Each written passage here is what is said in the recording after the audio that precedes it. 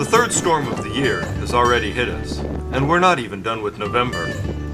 I ventured out into the gale, but had trouble standing upright, let alone finding breath to talk. These 70-mile-an-hour winds really gave the dock and floats a pounding, as well as breaking trees and tearing up the banks of the bay. It's unusual to have such fierce storms so early in the year. I only hope we get through this period of bad weather quickly and have a mild winter.